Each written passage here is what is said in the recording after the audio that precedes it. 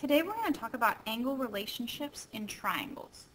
So, first off, if you look at this picture, we have a triangle.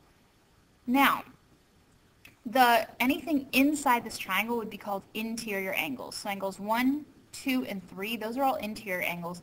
Angle 4 is an exterior angle, which are the vocabulary words you saw on the website. Okay?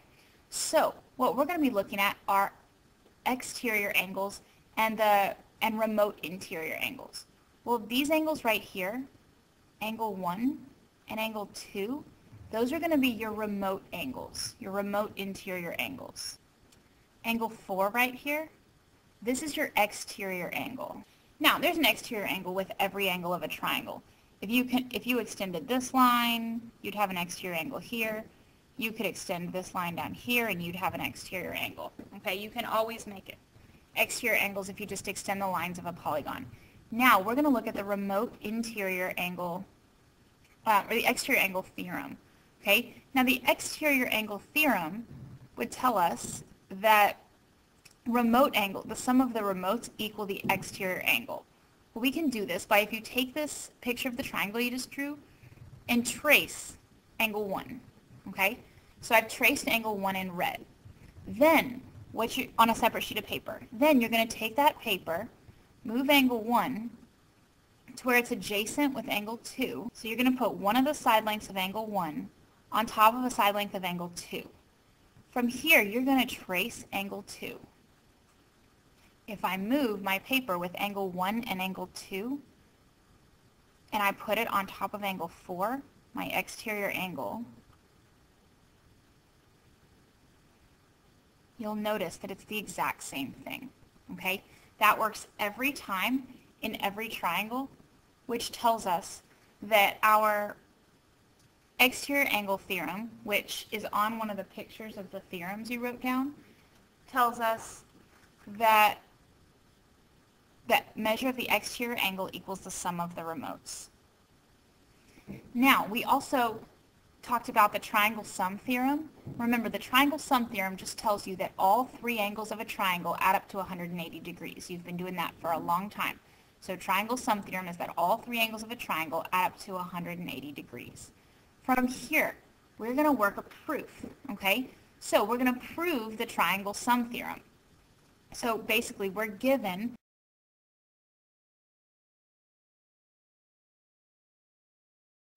that we have angle XYZ. Seems odd, you're just given that it is an angle. From here, we want to show measure of angle 1 plus measure of angle 2 plus measure of angle 3 equals 180. Well, what you're going to do in order to do this is your next step is going to be to draw auxiliary line L parallel to segment XZ through Y. So your auxiliary line is just going to be a line that you draw in, and again, you should have seen from your definitions that it's a line drawn in to aid in a proof. Okay, your reason for an auxiliary line is always going to be 2 points determine a line. So again, this dotted green line is our auxiliary line. From here, we're going to go ahead and label these angles right here, angle 4 and angle 5. Okay, if you draw it into your picture, you can now use those angle measures. Okay, well, we know that angle 4 plus angle 2 plus angle 5 equals 180. Your reason for this is going to be definition of a straight angle. A straight angle is just a straight line, and a straight line has 180 degrees. So if these angles form a straight line, then we'll just say definition of a straight angle. From here, we can say that if this line, this auxiliary line we drew it parallel to XZ, right? So draw in XY as your transversal, then you can see that angle 4 and angle 1, those are alternate interior angles, and our alternate interior angles are congruent when lines are parallel. So your next statement is angle 4 is congruent to angle 1 by parallel lines imply alternate interior angles are congruent. We already have an equal statement, and so in order to substitute, because essentially what we're going to end up doing is substituting angle 1 for 4 and angle 3 for 5, so we're going to need that as an equal statement. So I'm going to go ahead and convert it to the measure of angle 4 equals the measure of angle 1 by definition of congruent angles. We can also see if YZ was our transversal line, you can see that the measure of angle 5 is congruent to the measure of angle 3 because they are also alternate interior angles. Okay, once again, if we're going to substitute, we need to convert it to equals, which if it's an equals, then I don't need this measure of in the first place. And so I'll convert it and say the measure of angle 5 equals the measure of angle 3 by definition of congruent angles. And from here, we can see that if 4 equals angle 1, then I can substitute a 4 for an angle 1. And if 5 equals angle 3, I can substitute a 3 in for 5, so that I now have measure of angle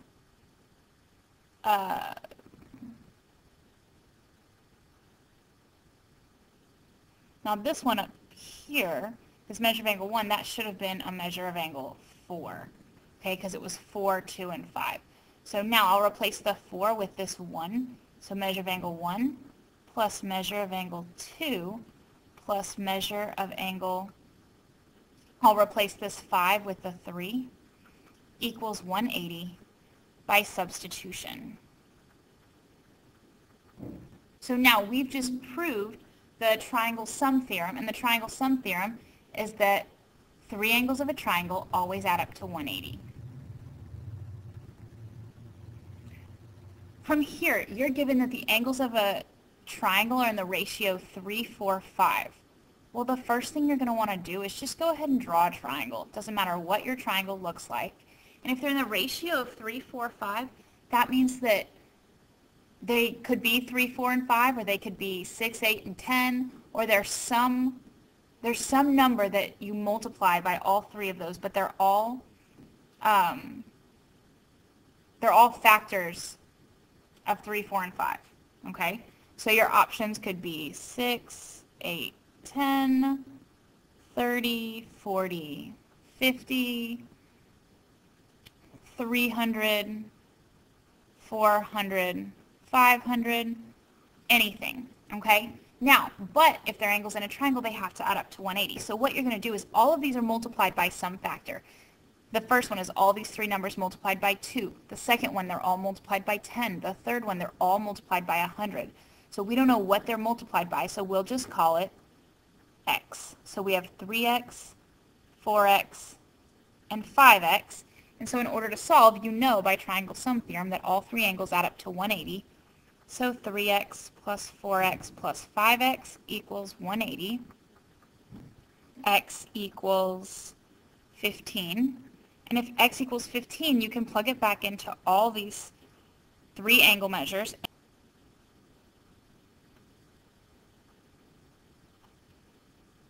From here, once again, we need to find the measure of each angle. Well, in this case, they've given us the 2 remote angles and the exterior angle. Well, we can use our exterior angle theorem and say our exterior angle equals the sum of the remote. So when I plug it in, my remotes are 23 degrees and 5x minus 1 equals my exterior angle, which is 9x plus 2. So if 5 equals x, I can now plug this back in and get all the angle measures. Well, these.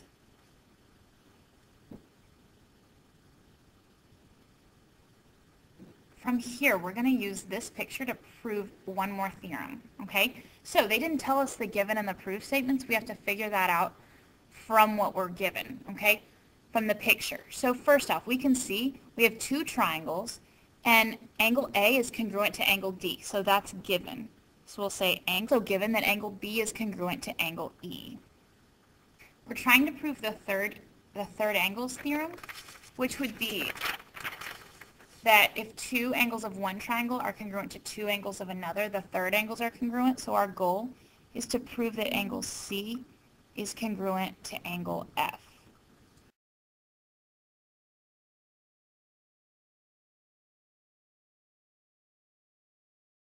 So that's your third angle theorem. It does not prove that the triangles themselves are congruent because you could have an equilateral triangle, for example, that, let's say you have this triangle. All of its angles are the same. Then you could take another triangle and all of its angles are the same, but it's twice as big, okay? So the angles are all the same, but the triangles are not necessarily congruent. This next one, you're told to solve for y and find the measure of each angle.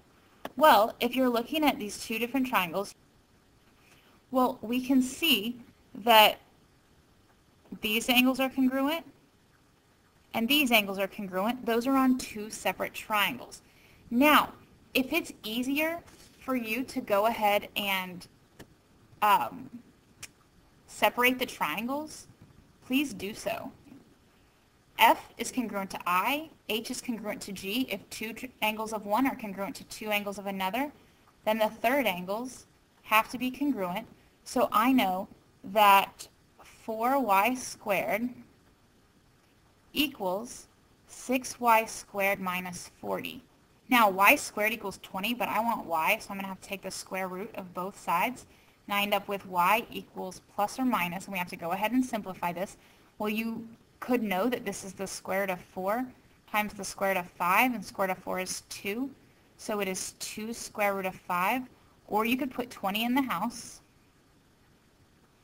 divide by 2 and you get 10, divide by 2 and you get 5, divide by 5 and you get 1. You have a pair of 2's, which is your 2 square root of 5. Now, your angle cannot be negative though, because of the fact that we know it's a positive angle. We can see it right there. So your answer would only be the positive version. Okay?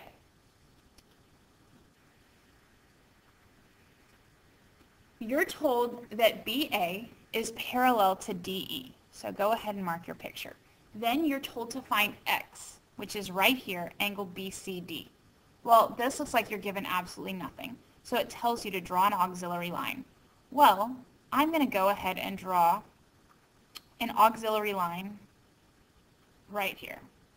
It doesn't matter if you extend BC or if you extend DC. They'll both get you the same answer. But if I extend that, and if I were to extend it even farther, we could see that this is like a transversal for our two parallel lines. Okay, and if this is a transversal, then you know that alternate interior angles are congruent when the lines are parallel. So if those two angles are congruent, then we know this is 55 degrees. Now if this is 55 degrees, we can see this triangle, based on the triangle sum theorem, angle DC and then whatever that point is right here, would make 63 degrees. Well, if this is 63 degrees, it's a linear pair with x, so x would equal 117 degrees. Therefore, your measure of angle BCD equals 117 degrees.